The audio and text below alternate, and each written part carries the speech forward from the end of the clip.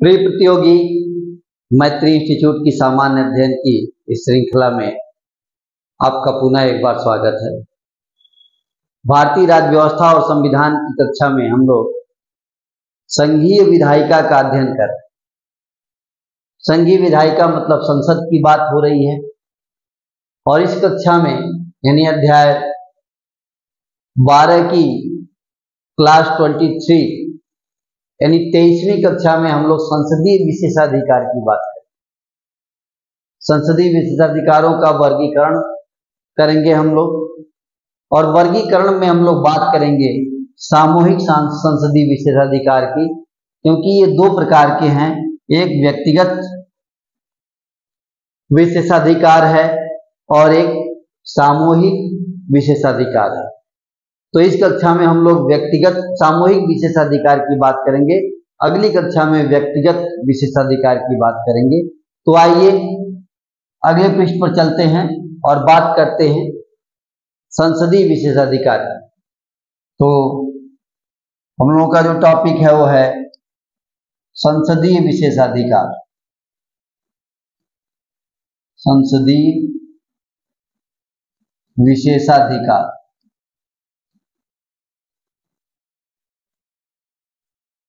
यानी parliamentary privilege की बात हो रही है।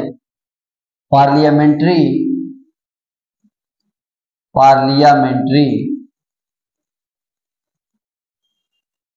प्रिविलेज।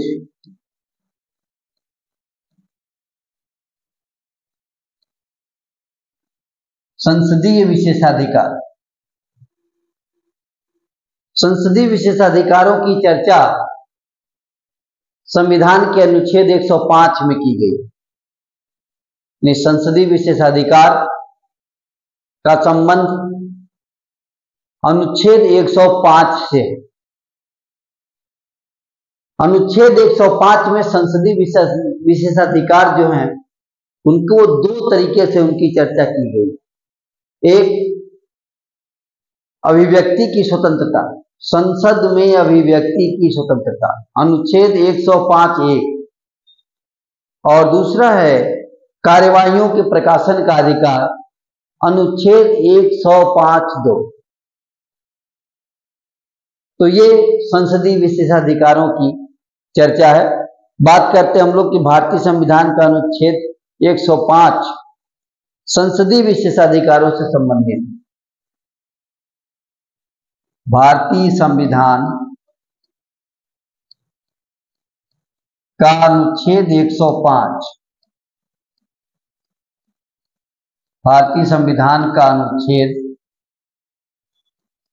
105 संसदीय विशेषाधिकारों से संबंधित।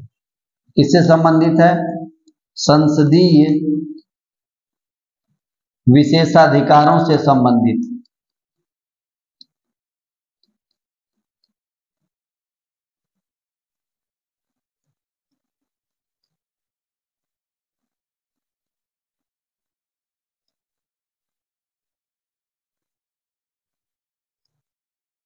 तो संसदीय विशेषाधिकारों से संबंधित है कौन सा अनुच्छेद? अनुच्छेद 105। यह अनुच्छेद मूलतः दो अधिकारों की चर्चा करता है। हम लोग बात करें, यह अनुच्छेद मूलतः दो अधिकारों की चर्चा करता है। दो अधिकारों की चर्चा करता है।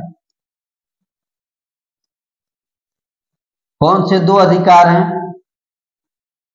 एक है संसद में अभिव्यक्ति की स्वतंत्रता, अनुच्छेद 105(1). एक है संसद में अभिव्यक्ति की स्वतंत्रता,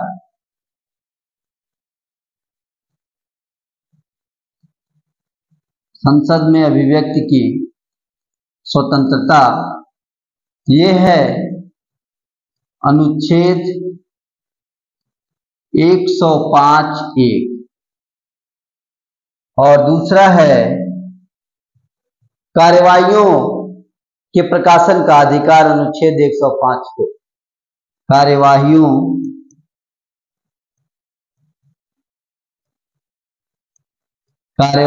के प्रकाशन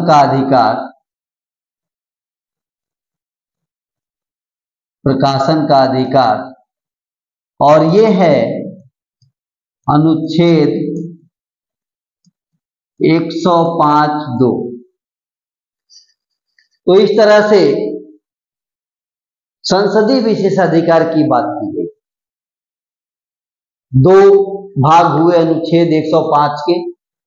अनुच्छेद 105 के दो भाग में एक है संसद में अभिव्यक्ति की स्वतंत्रता, अनुच्छेद 105 और दूसरा है कार्यवाहियों के प्रकाशन को लेकर के अधिकार, और यह है अनुच्छेद 105(2). अब हम लोग संसदीय विशेषाधिकारों का वर्गीकरण करें। क्या करेंगे? संसदीय विशेषाधिकारों का वर्गीकरण। तो आइए बात करते हैं संसदीय विशेषाधिकारों का वर्गीकरण। संसदीय विशेषाधिकारों का वर्गीकरण। इनका वर्गीकरण करेंगे तो ये दो तरह के मिलेंगे आपको। एक होगा सामूहिक विशेषाधिकार, कलेक्टिव प्रिविलेज। सामूहिक विशेषाधिकार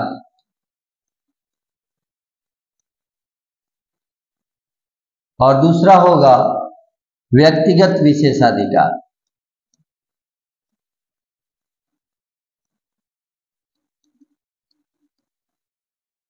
सामूहिक विशेषाधिकार और व्यक्तिगत विशेषाधिकार, यानी कलेक्टिव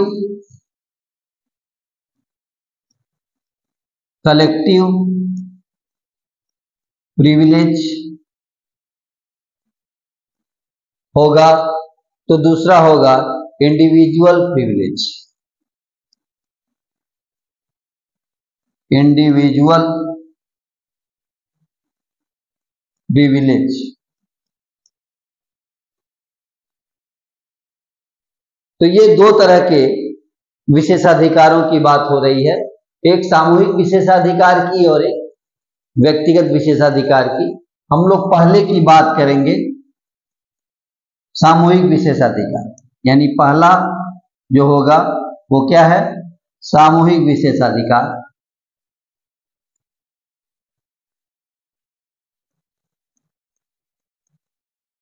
सामूहिक विशेषाधिकार।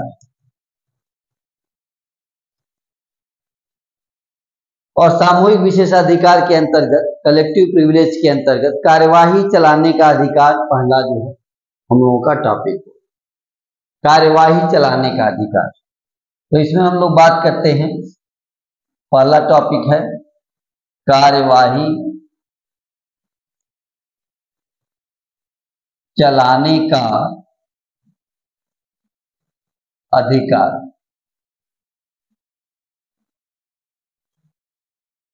कार्यवाही चलाने का अधिकार यानी संविधान के अनुच्छेद 122 में यह बात कही गई है कि अगर प्रक्रिया से संबंधित किसी अनियमितता की बात हो तो इस आधार पर संसद के द्वारा की गई किसी भी कार्यवाही के वैधता पर प्रश्न नहीं उठाया जा सकता।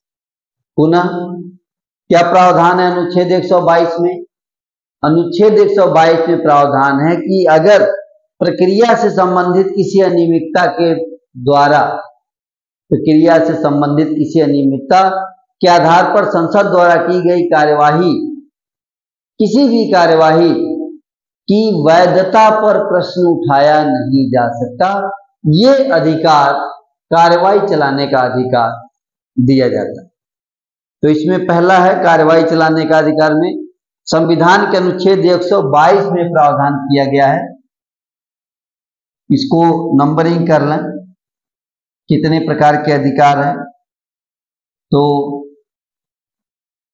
नंबरिंग कर लिया और बात शुरू करते हैं। संविधान के अनुच्छेद 122 में यह प्रावधान किया गया है, संविधान के अनुच्छेद 122 में यह प्रावधान किया गया है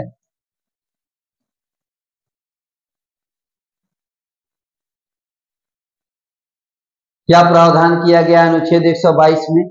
यह प्रावधान किया गया है कि प्रक्रिया से संबंधित किसी भी अनियमितता के आधार पर, प्रक्रिया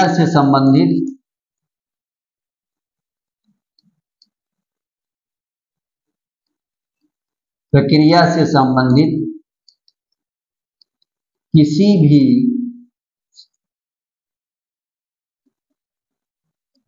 अनियमितता के आधार पर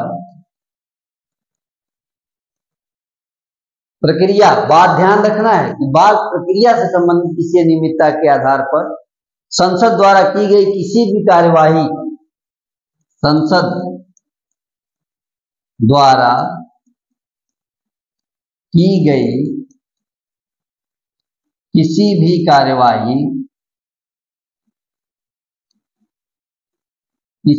कार्यवाही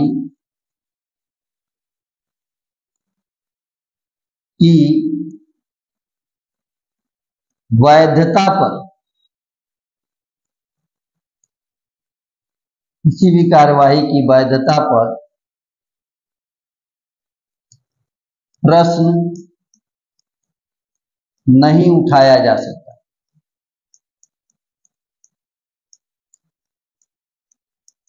ये बात ध्यान रखने योग्य है कि किसी भी कार्यवाही, बात क्या है कि प्रक्रिया से संबंधित कौन सा जो है सामूहिक अधिकार है, सामूहिक अधिकार है कि अगर प्रक्रिया से संबंधित किसी भी अनियमितता के आधार पर संसद ने प्रक्रिया से संबंधित अगर कोई अनियमितता की है तो इस आधार पर संसद द्वारा की गई किसी भी कार्यवाही की वैधता पर उंगली नहीं उठाई जा सकती, प्रश्न नहीं उठाया जा सकता। तो ये अधिकार मिला है कार्यवाही चलाने का अधिकार, यानी इस तरह से निर्बाध होकर निर्विघ्न ढंग से संसद क्या कर सकती है, अपनी कार्यवाही का संचालन कर सकती है। अब दूसरा लेते हैं हम लोग, बहस और कार्यवाहियों के प्रकाशन और प्रकाशन रोकने का प्रावधान। बहस और दूसरा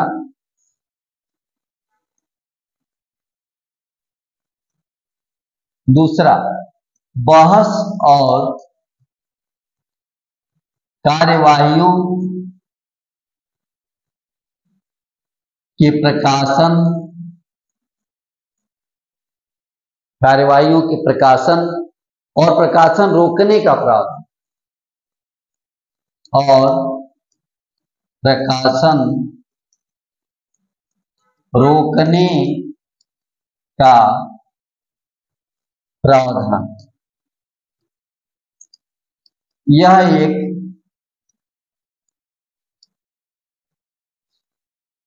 दूसरा क्या दूसरा में है कि बहस और कार्यवाहियों का प्रकाशन होगा या बहस और कार्यवाहियों का प्रकाशन नहीं होगा। इन दोनों मामलों में अधिकार किसके पास है, संसद के पास। यानी संसद इस विषय में क्या है कि कार्यवाही और बहस का प्रकाशन होगा या प्रकाशन रोका जाएगा, इसका अधिकार भी संसद के पास है। संविधान के अनुच्छेद 105(2) के तहत, संविधान के अनुच्छेद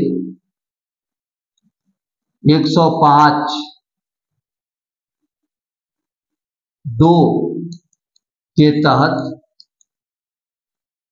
अनुच्छेद 105(2) के तहत संसद को यह अधिकार है कि वह अपनी, संसद को यह अधिकार है कि वह अपनी क्या अधिकार है कि वह अपनी कार्यवाही को प्रकाशित कर सकती है, अपनी कार्यवाही को प्रकाशित कर सकती है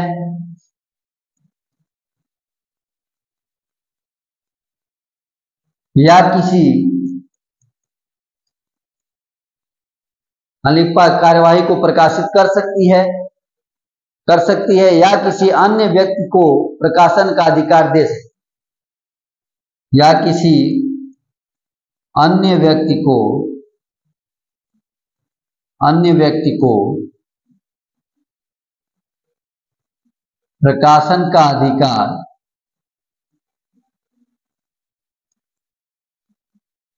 दे सकती है।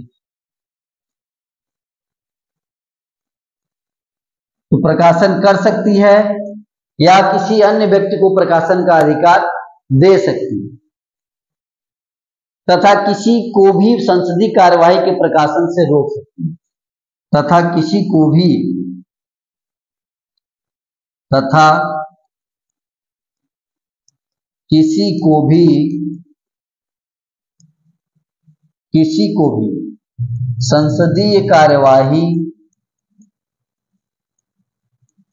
संसदीय कार्यवाही के प्रकाशन से रोक सकती है।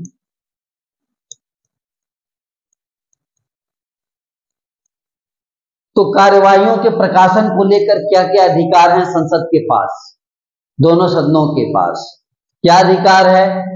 तो देखिए, अगर कोई बहस या कार्यवाही हो रही है तो संविधान के अनुच्छेद 105(2) के अनुसार क्या है, संसद को यह अधिकार है कि वह अपनी कार्यवाही का प्रकाशन खुद करे या किसी अन्य व्यक्ति को प्रकाशन का अधिकार दे दे या फिर किसी को भी संसदीय कार्यवाही का प्रकाशन करने से रोक दे। तो क्या अधिकार है? संसदीय कार्यवाही के प्रकाशन को खुद करे, प्रकाशन दूसरे को करने के लिए कहे या प्रकाशन को प्रकाशित करने से रोक दे। ये सारे अधिकार संसद के पास उपलब्ध है, ये अधिकार है। इसके अलावा बाहरी व्यक्तियों को सदन से बाहर निकालने का अधिकार। तीसरा, बाहरी व्यक्तियों को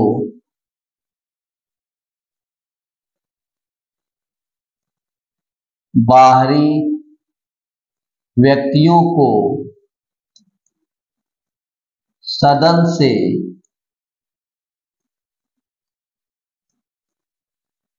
बाहर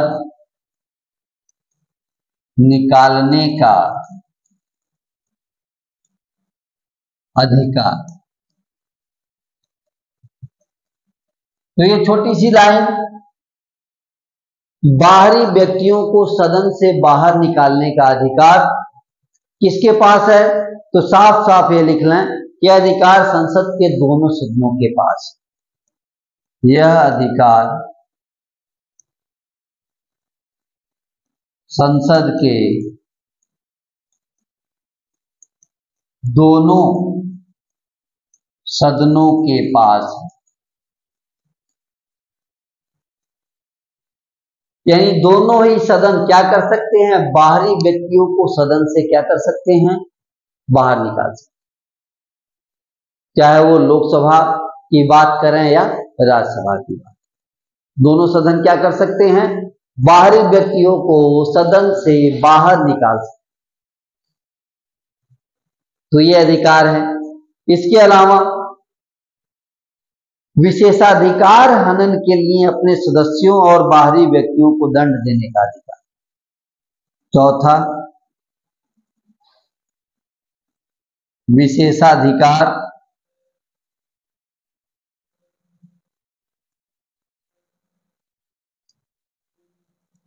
हनन के लिए अपने सदस्यों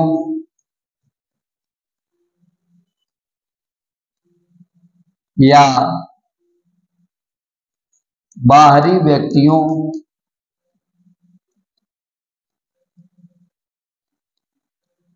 को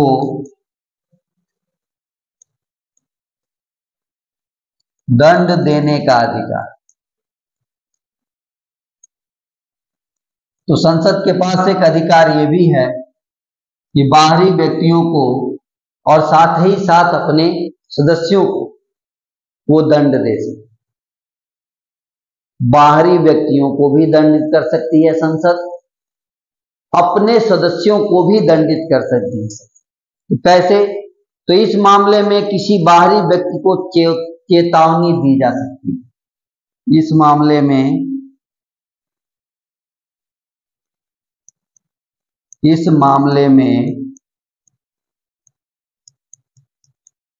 बाहरी व्यक्ति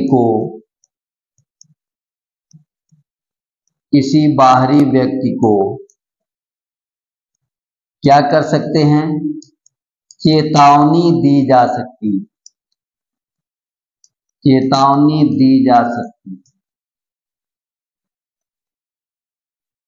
है। एक ऑप्शन ये है, बाहरी व्यक्ति की निंदा की जा सकती है, तो उसकी निंदा की जा सकती है तथा कारावास भी दिया जा सकता है। अगली बात में क्या है? उसकी निंदा की जा सकती है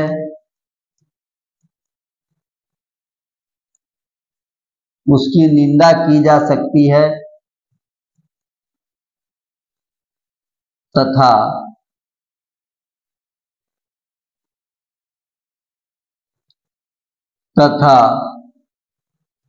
उसे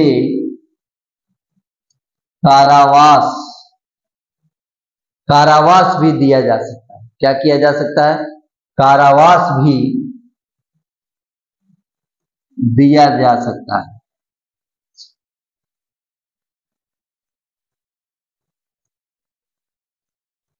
तो बाहरी व्यक्तियों के साथ क्या व्यवहार किया जाएगा संसद के सदनों द्वारा? तो इस मामले में किसी बाहरी व्यक्ति को चेतावनी देकर के छोड़ा जा सकता है, या फिर क्या किया जा सकता है? उसकी निंदा की जा सकती है या उसको कारावास भी दिया जा सकता है। तो इतने दंड उसे दिए जा सकते हैं। सदन के किसी सदस्य द्वारा विशेषाधिकार का उल्लंघन किया गया हो, सदन के किसी सदस्य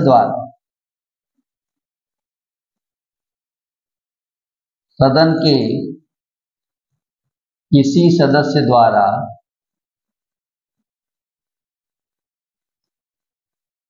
विशेषाधिकार का उल्लंघन किया गया हो, विशेषाधिकार का उल्लंघन किया गया हो,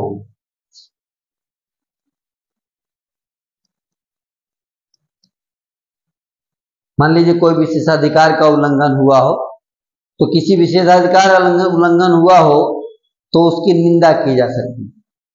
तो उसकी निंदा की जा सकती है। एक स्टेप ये लिया जा सकता है, सदन से निलंबित किया जा सकता है। सदन से निलंबित किया जा सकता है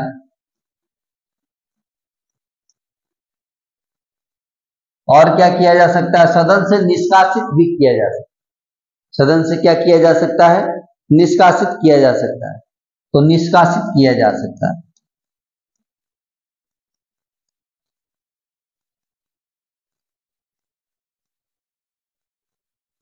निष्कासित किया जा सकता है। तो विशेषाधिकार हनन के मामले में बाहरी व्यक्तियों को और सदन के सदस्यों को किस प्रकार दंडित किया जाएगा, ये बात हम लोगों ने देखी। इसके अलावा अपने परिसर के भीतर सभी मामलों को विनियमित करने का अधिकार। अपने परिसर के भीतर,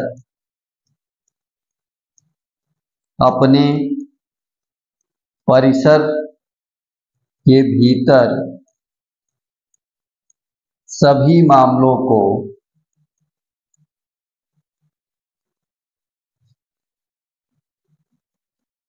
विनियमित करने का अधिकार।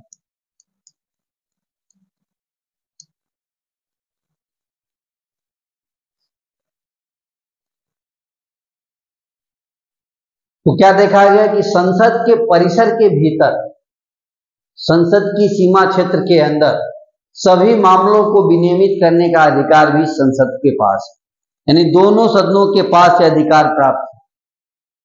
पहली बात क्या है कि दोनों सदनों के पास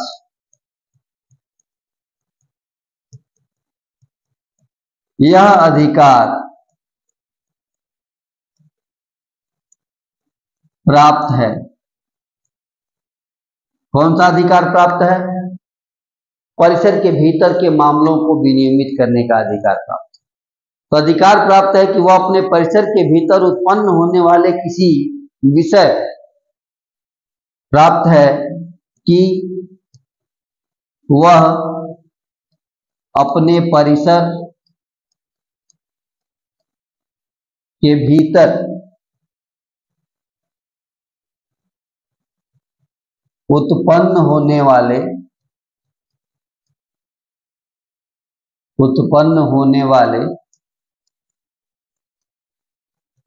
किसी विषय, मान ली परिषद के भीतर कोई विषय अगर उत्पन्न हुआ तो उस पर फैसला ले सके, उत्पन्न होने वाले किसी विषय पर फैसला ले सके। तो क्या अधिकार देखा गया? अधिकार देखा गया कि संसद के परिसर के भीतर जो है मामलों को विनियमित करने का अधिकार क्या है?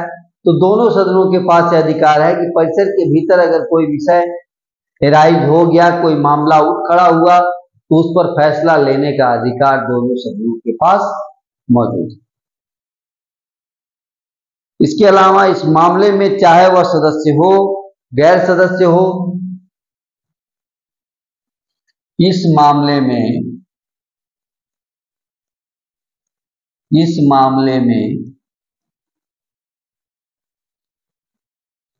चाहे वह सदस्य हो, गैर सदस्य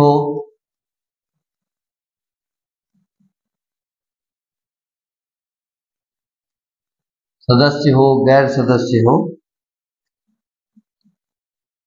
मतलब कोई भी हो, सदस्य हो और सदस्य न हो, तो गिरफ्तार किया जा सकता है। न तो गिरफ्तार किया जा सकता है, न ही उसके विरुद्ध कोई सिविल या आपराधिक कार्रवाई की जा सकती है। न तो उसे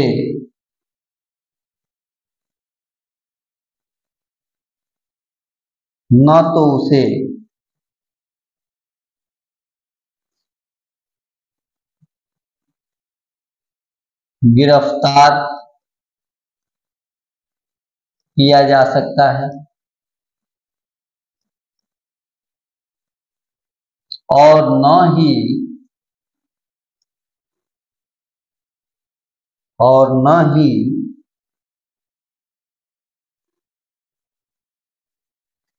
उस पर कोई सिविल कार्रवाई चलाई जा सकती, न तो कोई सिविल या आपराधिक कार्रवाई की जा सकती, पर कोई सिविल या आपराधिक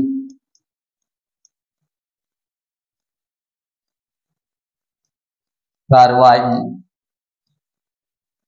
की जा सकती।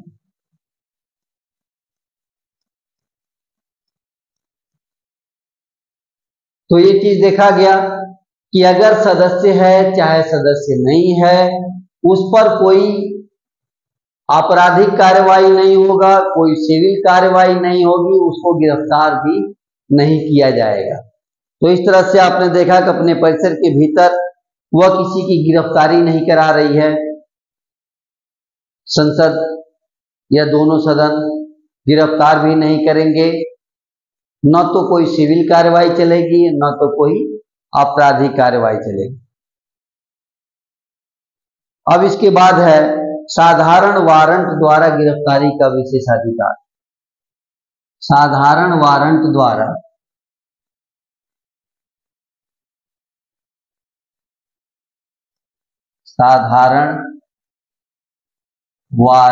द्वारा गिरफ्तारी का विशेषाधिकार।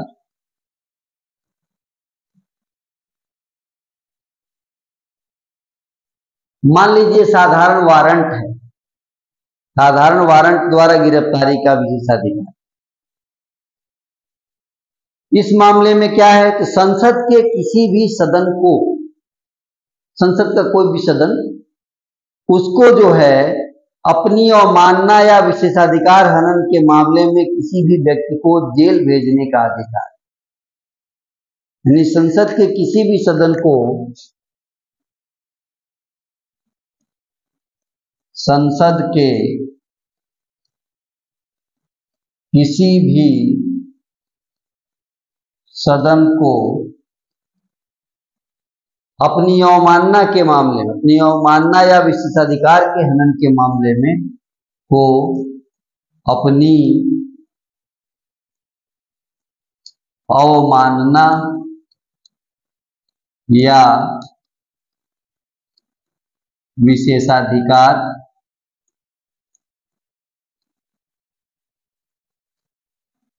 के हनन के मामले में, हनन के मामले में किसी को भी, किसी भी व्यक्ति को जेल भेजने का अधिकार। किसी भी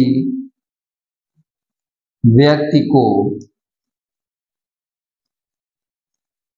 जेल भेजने का अधिकार।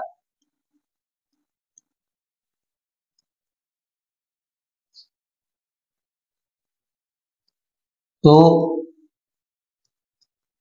एक अधिकार यह है कि संसद की अगर अवमानना हुई है, अगर विशेषाधिकारों का अवमानना हुआ है, विशेषाधिकारों का उल्लंघन हुआ है, तो इस मामले में किसी भी व्यक्ति को संसद क्या कर सकती है? दंडित कर सकती है। मतलब कि उसको जेल भेजने की शक्ति संसद के पास। परंतु यह शक्ति अनुच्छेद 21 और न्यायिक पुनर्विलोकन से स्वतंत्र नहीं है। परंतु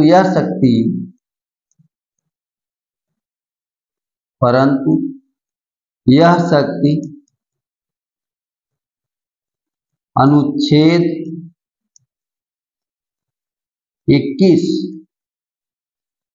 तथा न्यायिक पुनर्विलोकन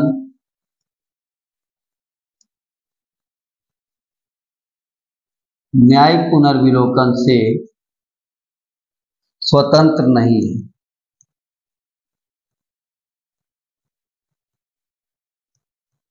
मतलब अगर अनुच्छेद 21 के दायरे में आता है तो न्यायालय द्वारा उसे देखा जाएगा और इसका न्यायिक पुनर्विलोकन भी हो सकता है, यानी न्यायालय उसको देख सकता है। तो इस तरह से हम लोगों ने देखा कि संसद का सामूहिक विशेषाधिकार किस प्रकार का है। तो आइए इसे एक बार से देख लेते हैं और फिर इस कक्षा को पूरा करते हैं। बात हम लोगों को करना था संसदीय विशेषाधिकार की। तो संसदीय विशेषाधिकार की हम लोग बात कर रहे हैं, पार्लियामेंट्री प्रिविलेज की बात कर रहे हैं। भारतीय संविधान का अनुच्छेद 105 संसदीय विशेषाधिकारों से संबंध रखता है। यानी अनुच्छेद 105 के अनुसार संसद को दो शक्तियां प्राप्त हैं, दो विशेषाधिकार है। एक तो अभिव्यक्ति की स्वतंत्रता अनुच्छेद 105(1) के तहत प्राप्त है और कार्यवाहियों के प्रकाशन का अधिकार, कार्यवाहियों के प्रकाशन का अधिकार वो अनुच्छेद 105(2) के तहत प्राप्त है। तो दो प्रकार के अधिकार प्राप्त हुए, एक अभिव्यक्ति की स्वतंत्रता का अधिकार अनुच्छेद 105(1) और प्रकाशन, कार्यवाहियों का जो प्रकाशन होना है उसका अधिकार अनुच्छेद 105(2). इसकी बात करते हुए हम लोग संसदीय विशेषाधिकारों का वर्गीकरण करेंगे। जब वर्गीकरण करेंगे तो दो हमें मिलेंगे विशेषाधिकार, एक सामूहिक विशेषाधिकार कलेक्टिव प्रिविलेज और एक व्यक्तिगत विशेषाधिकार इंडिविजुअल प्रिविलेज। बात हम लोग करेंगे सामूहिक विशेषाधिकार की, कलेक्टिव प्रिविलेज। सामूहिक विशेषाधिकार कई प्रकार के हैं। पहला है कार्यवाही चलाने का अधिकार। संसद की सामूहिक अधिकारों में कार्यवाही संचालित करने का अधिकार, कार्यवाही चलाने का अधिकार। इसमें सबसे पहले क्या है कि संविधान के अनुच्छेद 122, संविधान के अनुच्छेद 122 में ये बात कहा गया है, क्या कहा गया है कि प्रक्रिया, संसदीय प्रक्रिया से संबंधित किसी भी अनियमितता के आधार पर, संसदीय प्रक्रिया से संबंधित अगर कोई अनियमितता होती है तो इस आधार पर संसद द्वारा की गई किसी भी कार्रवाई की वैधता पर प्रश्न नहीं उठाया जा सकता। मतलब संसद अपने प्रक्रिया के मामले में स्वतंत्र है, उसके प्रक्रिया आधारित किसी कार्यवाही को करने की स्वतंत्रता को चुनौती नहीं दी जा सकती। ये पहली बात है। और यह है कार्यवाही चलाने का अधिकार। तो कार्यवाही चलाने का अनन्य अधिकार संसद के पास है, क्योंकि उसकी प्रक्रिया के मामले में अगर कोई अनियमितता भी होती है तो उस पर कोई वैधानिक प्रश्न उठाया नहीं जा सकता।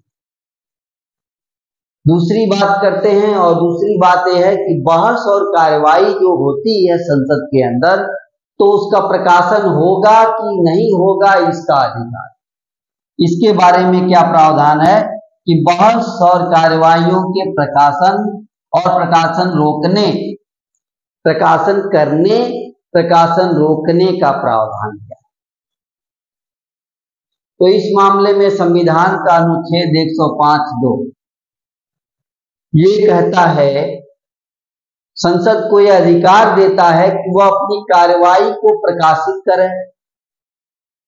संसद को अधिकार है कि संसद अपनी कार्यवाही को प्रकाशित कर सकती है, किसी अन्य व्यक्ति को प्रकाशित करने का अधिकार दे सकती है, किसी अन्य व्यक्ति को, या फिर किसी को भी संसदीय कार्यवाही का प्रकाशन करने से रोक सकती है। तो संसद स्वयं प्रकाशित कर सकती है, किसी व्यक्ति को प्रकाशित करने के लिए कह सकती है, या प्रकाशन को रोक सकती, किसी को भी प्रकाशित करने से रोक सकती है। यह अधिकार है प्रकाशन को करने और प्रकाशन को न करने का। किस चीज को? बहस और कार्यवाहियों के प्रकाशन की बात। तो आप देख लें कि बहस और कार्यवाहियों के प्रकाशन को लेकर संसद के पास अनन्य स्वतंत्रता है, अनन्य स्वतंत्रता अधिकार। इसके बाद है बाहरी व्यक्तियों को सदन से बाहर निकालने का अधिकार। तो यह दोनों सदनों के पास यह अधिकार मौजूद है। दोनों सदन चाहें तो बाहरी व्यक्तियों को सदन के बाहर निकाल सकते हैं, तो बाहर निकालने का अधिकार है। इसके अलावा विशेषाधिकार हनन के मामले में, विशेषाधिकार हनन हुआ तो अपने सदस्यों या बाहरी व्यक्तियों को दंड देने का भी अधिकार। विशेषाधिकार हनन अगर हुआ है तो अपने सदस्य को या बाहरी व्यक्तियों को दंड देने का अधिकार है। कैसे, क्या क्या अधिकार है? तो इस मामले में किसी बाहरी व्यक्ति को क्या कर सकते हैं? चेतावनी दे सकते हैं। संसद क्या कर सकती है? पहला काम कर सकती है कि चेतावनी दे सकती है। संसदीय विशेषाधिकारों का हनन अगर होता है।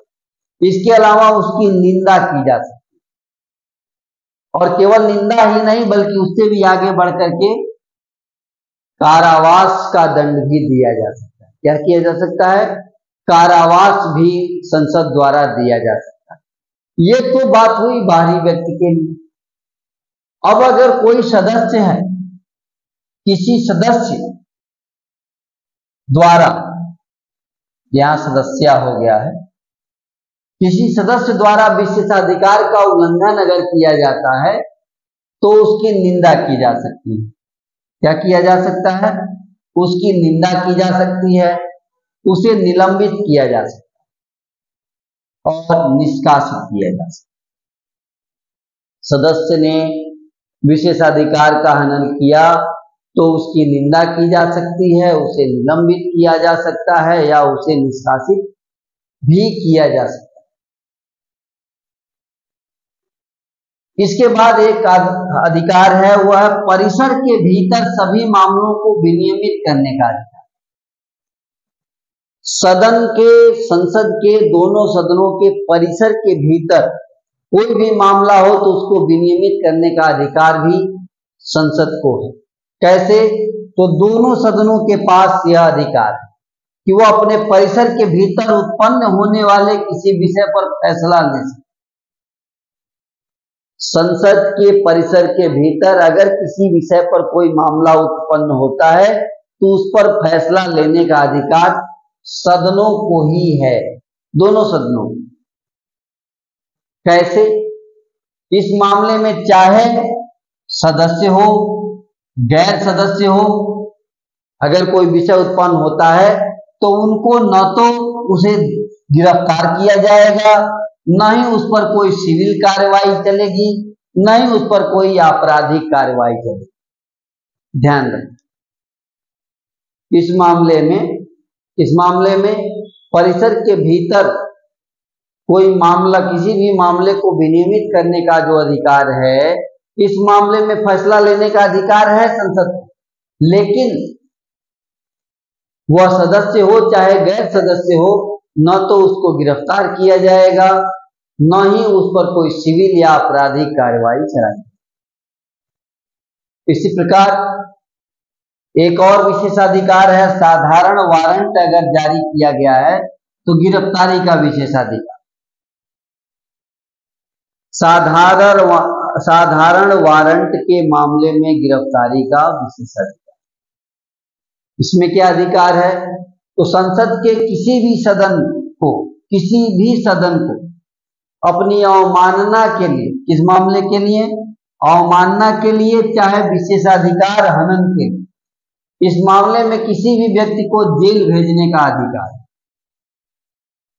कारावास का अधिकार है, जेल भेजने का अधिकार। इसके अलावा जो जेल भेजने का अधिकार है, ध्यान रहे, वो अधिकार अनन्य नहीं है। वो अधिकार अनुच्छेद 21 और न्यायिक पुनर्विलोकन, इन दोनों से स्वतंत्र नहीं है, बल्कि इन दोनों से आच्छादित।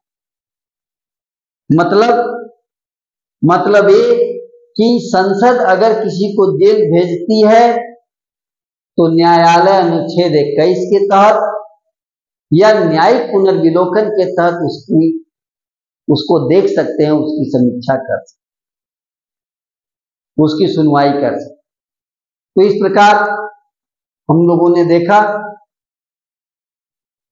कि सामूहिक विशेषाधिकार जो संसद का है, वह किस प्रकार से संसद को विशेषाधिकार देता है, अधिकार देता है। आज के लिए इतना ही।